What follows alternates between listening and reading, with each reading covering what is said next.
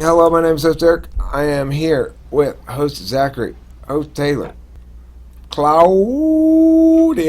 and Kaloum. Kaloum, that's not how you pronounce your name. And Hami. And who else do we got in the room? Pepsi, aka Cinema Insult. We've got Taylor and Zachary, I already said. Okay, cool. So we are going to talk about extroverted feeling, the role, the impact, how much weight it should have, where we ought apply it and where we ought not apply it, when it causes problems, when it causes solutions, and what's its favorite kind of cheese. Let's start with the last one. First, I'm going to say Swiss. Now let's go on to other questions regarding FE. So the first question, I don't remember what it was. I asked the first question, but what it is, there's a lot of different ways that people have of describing FE. I would start the description by saying it's managing the emotions of other people, believing that others have perceptions of you, and that you can determine what those perceptions are through action. Well, the reason I want to talk about it is because I had a recent experience that was mind-boggling to me. It's eye-opening, okay? I think I learned how to use my FE, or the first time I ever used it properly. I was with Faith, and for the people who don't know, Faith is my partner, and I noticed things started getting a little. I felt really weird. I felt like I wanted to leave the situation. I felt like this heavy tenseness and everything, right? And that's a feeling I get very often with people, and most of the time I just jump ship. I run, like I feel. I usually mount it to or identify it as a feeling of I don't want to be around these people. There's something wrong, and I was getting that same feeling around Faith, and so instead of jumping ship like I normally do, I asked her if there was anything wrong. There was something wrong, and there was an issue, and we worked it out, and I was like, oh my god, maybe I can read emotions better than I thought I could. It was almost like an intuition of something was like wrong, and I like worked through it, and it was so fucking like insane. And I realize now that like I can feel like when people are having like weird emotions toward me, like I just always misidentified it as something else. And it turned out it was so easy. You just had a big booger on your face. Exactly. Well, it was a little bit more on my neck. But it wasn't exactly on my face, but it was close enough. Okay, well, it's interesting that you say that you tend to react against emotionally challenging moments by just saying, "All right, fuck this. I don't want to be any part of this thing." 'Cause it's like it's too fraught with confusion and risk. That. Well, I used I got it a few times. Well, I get it often around people, and I always think it's like it's something wrong with me. That like there's no obvious reason that I should be feeling this way right now. I must be upset, or there must be some kind of like something wrong with me that's making me feel this way. There's a reason I can't be around people. But then it occurred to me that it's actually me picking up that there's some tension between me and the other person, and that if you pull that into the open and directly treat it as an issue and deal with it, it's almost like an elephant in the room feeling, For sure. And now it makes me reflect on past times when that has happened, and what would have happened if I would have treated it like that, as opposed to some sort of deficiency in my ability to. I'm tired of treating things that way. It'll become tedious, I'd guess. You get tired. Did you say he's going to get tired of treating things that way? Yeah. Okay. And maybe it just took someone that I had developed feelings for in order for me to treat it that way. That's a possibility as well. Well, I mean, here's the thing, though. You're going to have moments where there's emotional stuff involved, right? Like, for example, there was a period of time when either you were mad at me, or I thought you were mad at me, or I don't know exactly, not sure what that was all about, right? After we had a big argument one time. It was the libertarian thing. Yeah, it was one of those. Yeah. I think that was more of like, I usually have to, anytime I get in a big disagreement with someone, I not only develop this like polemic attitude against their views, but against my own as well. And I have to retreat to kind of like channel that attitude toward everything and let it pass. I don't know. It's like a weird like, it's almost like an introversion thing, you know. It's like it's basically like an extreme reflection. Probably, I would guess, it sounds like something along the lines of identity overload. Like identity overdose. When you have positions that are being driven by identity that much, by personality that much, rather than by themselves. Well, that's definitely true too. I mean, I don't know if this is just. I know it's generally considered that INTPs don't hold their views with their feelings, but I feel like that some of mine do, or at the least, it does affect my feelings when I get in arguments with people. And so the reflection period is usually a time where I decide if it's something to get upset over. I decide that if my views are at all, if they can be synthesized with the other views. And to be true, there was a lot of things in that video that I was wrong about. But it's more of like that I would differentiate that. That was like more of a direct conflict as opposed to the sort of feeling that things are uneasy. Problem.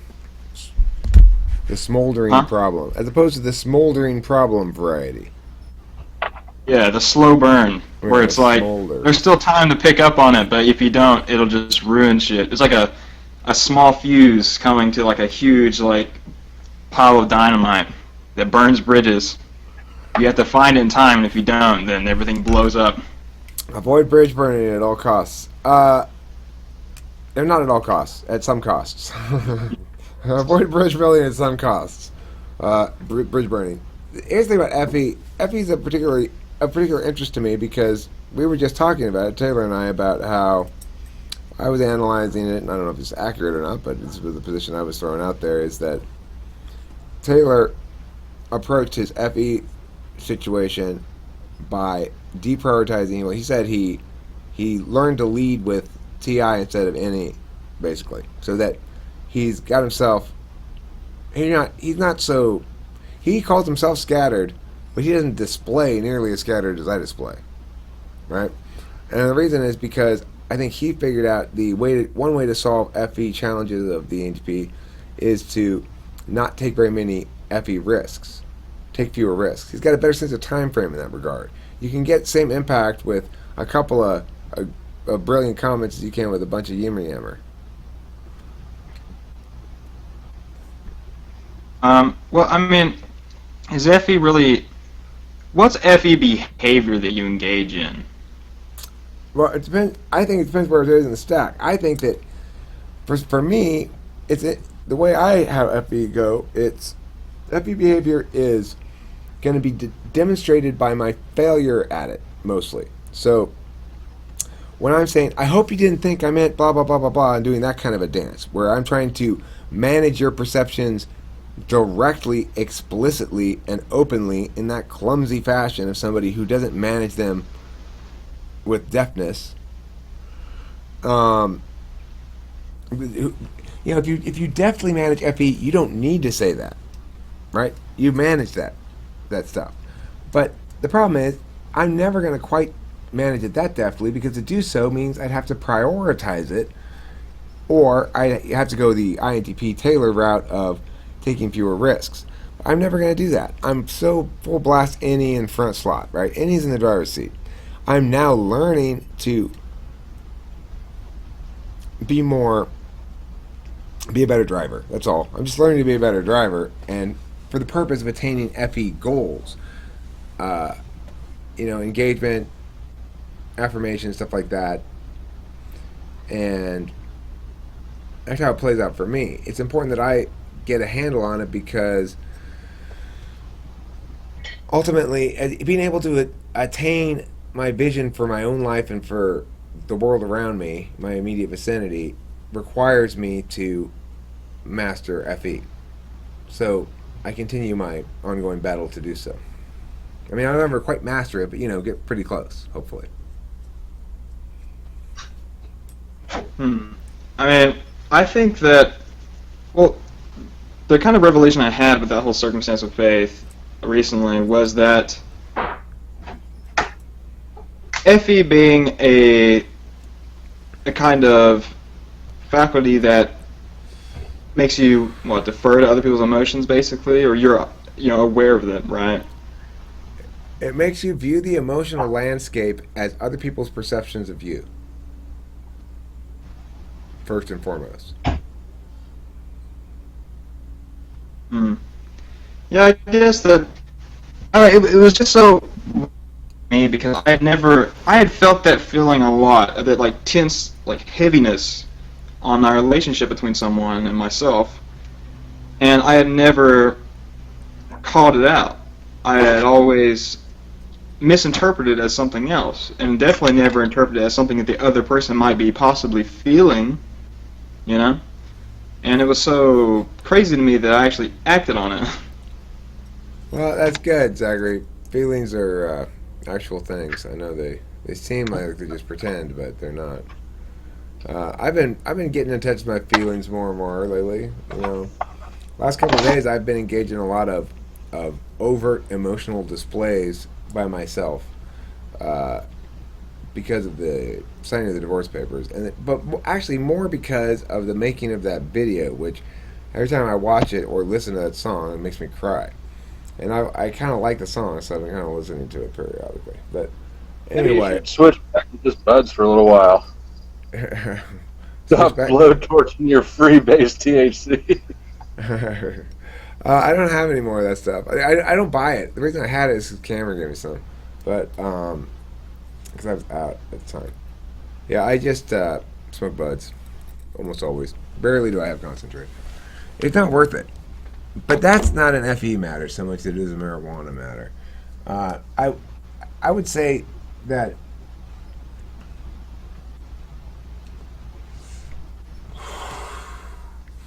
at the end of the day,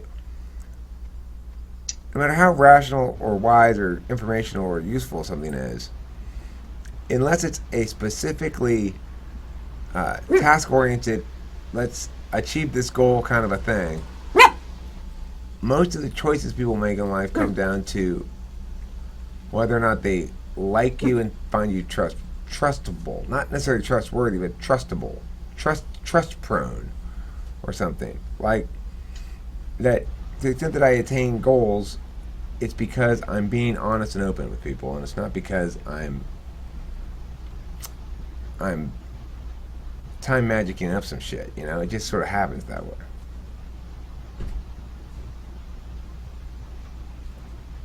Yeah. So I think that's the default position I've come to embrace as a strategy for FE, is rather than try to succeed at it exactly directly, because I think being really good at FE means being kind of manipulative by nature. And not necessarily in the way that we normally mean manipulative, but you're basically saying, like my ex-wife who's got FE in the dominant slot, she expects to be able to manage the perceptions of other people about her very precisely, and can and does successfully. So if the problem is, of course, if you aren't cooperative with that, then you're going to run afoul of her vision of things, and in that point she's going to use the main tool that she has to use, or the main way of thinking about things that she has, which is FE, to manage that situation to get you to be more in line with her vision of how everybody should feel and behave in the circumstances, and think about her most importantly. He really cares about it. But that's FE. Then it's not manipulative if she actually cares. Right. Because I don't know. I think that's where the manipulative label comes from. Is that I don't know that we really care that much about it. Well, I think that it's like manipulation would be sort of lining things up to benefit you, what you want to accomplish. So I guess if the end goal is something that we would view as altruistic, is it still manipulation? I mean, I would view it as yes, but it isn't necessarily pejorative. I think manipulation implies that you're using a mechanism to influence another person, and the other person's not aware of that mechanism. So if I've noticed that every time I tell you something like, oh, you know what's going to be really hot this spring? It's going to be the halter top. And then I notice like a few days later you wear it, and I go, and then next, I go, oh, it's gonna be really really hot this spring. It's gonna be the blue pants or whatever, and then next few days later you wear it, and then I choose to utilize that to get you to do something for whatever reason, really, good, bad, or otherwise, just to look at a test or something. That would be considered manipulation because I'm trying to get you to do something in a way that takes advantage of a weakness of yours that you're not aware of. Do you think manipulation can manifest itself in other ways than FE?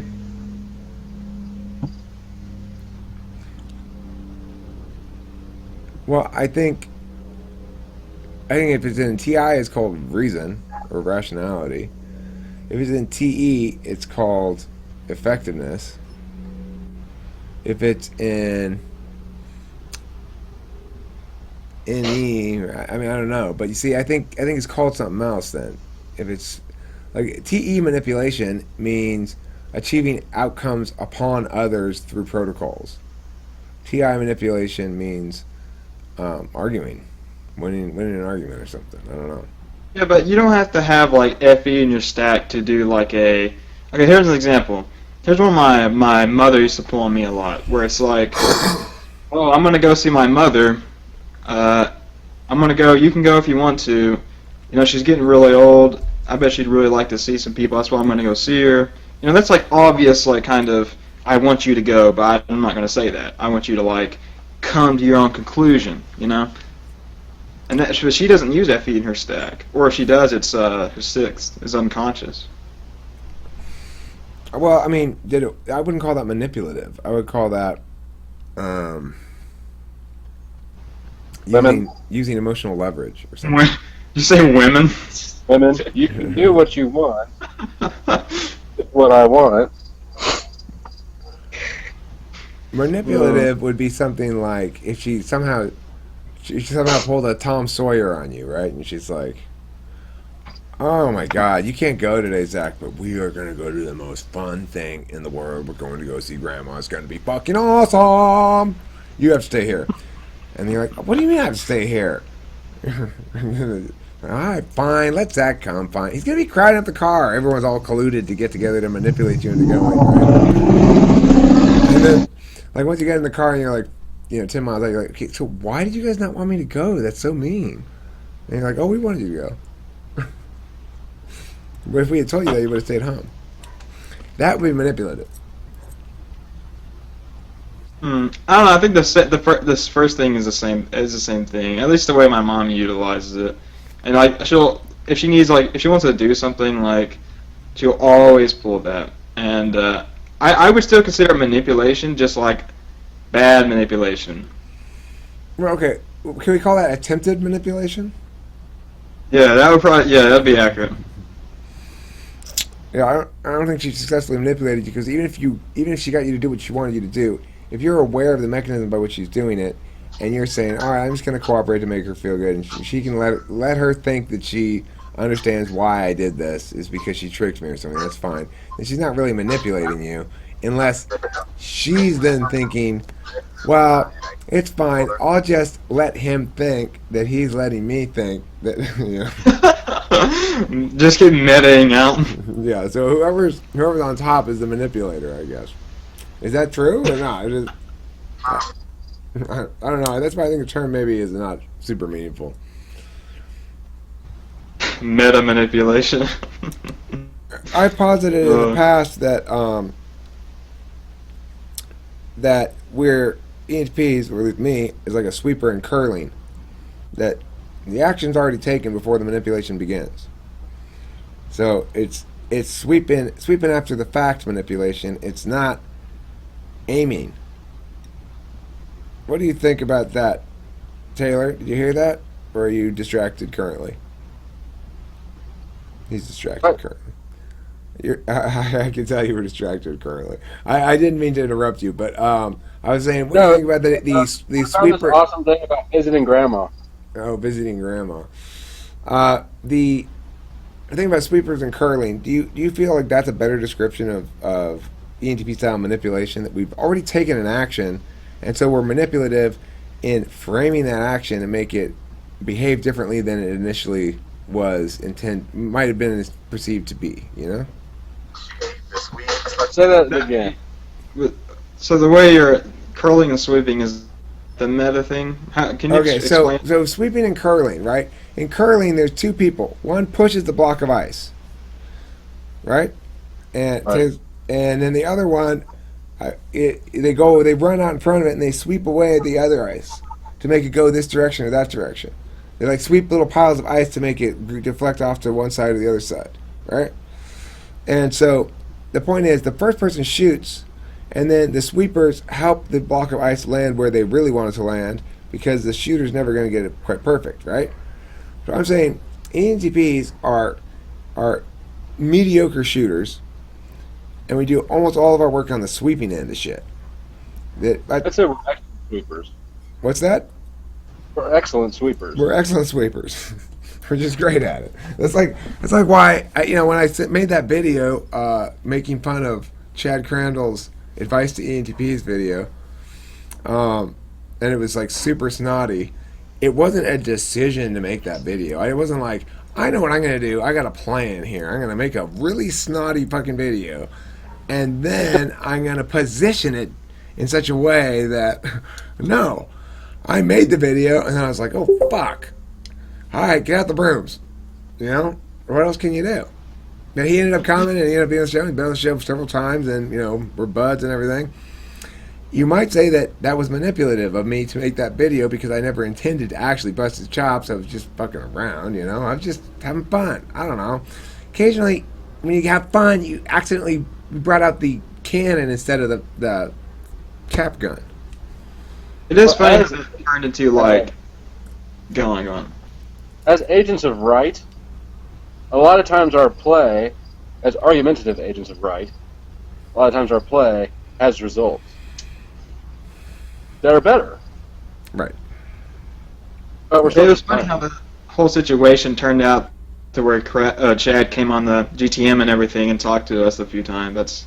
It was pretty funny how that all played out, because the original, shooting wasn't, it's like you shot the bull and run ahead, it's like, oh shit, I gotta fucking fix this before it hits that target, and just keep sweeping it until now we found ourselves in, a different position than one would assume it would land in, Right.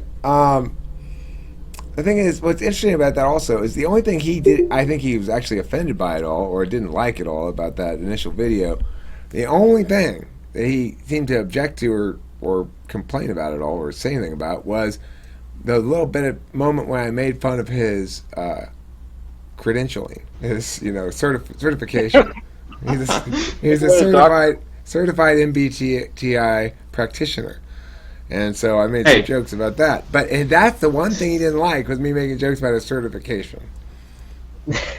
Hey, maybe Chad did some sweeping on his own, though. Maybe he did some meta manipulation. Because think about it. Now he's got his own GTM going on. He's probably got some cross viewers from our channel. He had it before, actually. The thing is, he didn't have it implemented, but that was always the plan. When I found out about this notion of theirs back when I talked with Trey Pierce. He told me about it. But the thing is, absolutely, it's meta manipulation on his part as well. Because, the thing is, that's why it works, right? Because even though I shoot a cannonball at him, it's not like it's actually going to knock anything over. It just sort of lands out in the field somewhere. And then he runs up and goes, okay, what can I do with this fucking thing? Meanwhile, he's assuming that that things are over where in the country where I shot the cannon are basically the same as they were when I shot the cannon, but it's a completely different country. The whole country's changed because I've been sweeping. So it's like whatever framework he's got in mind going in, he hasn't accounted for all the fucking shit I've swept into little piles everywhere. I think it weirdly everyone. I think everyone ended up being like okay with the situation in a weird way. Yeah, it's fun. It was what it intended to be. It was because because he's an ENTJ. I think that helps too. He's very practical minded. He's like, okay, well, it better us be friends. So yeah, it worked out great. But it wasn't manipulative. It wasn't like some grand plan of mine, right?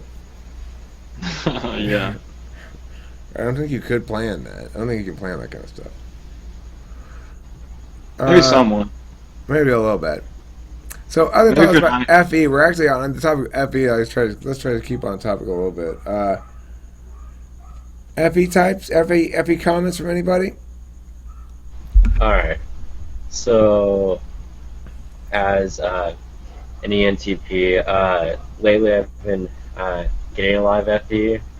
I mean, I usually have it, but like it's not as much. It's very heavy lately.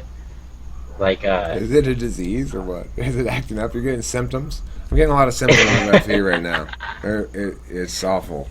I keep being nice to people for no reason. Anyway, it's kind of funny. Like, if I'm happy about something, like I can get almost childish about it, and then all of a sudden, like the next day, I'm like, the fuck was that? Like, why did I even feel like that? Like, I think it's stupid I felt like that. But, well, hey, yesterday and today are totally different days. Yeah. So naturally, you're gonna have different feelings. I disagree. I think it's an illusion. The difference between days and illusion? Yeah. Well, let's have a talk. Let's talk in the next video about that. Okay. You're right, by the way. It is an illusion. I cast it, though, so it's not an illusion for me. Oh.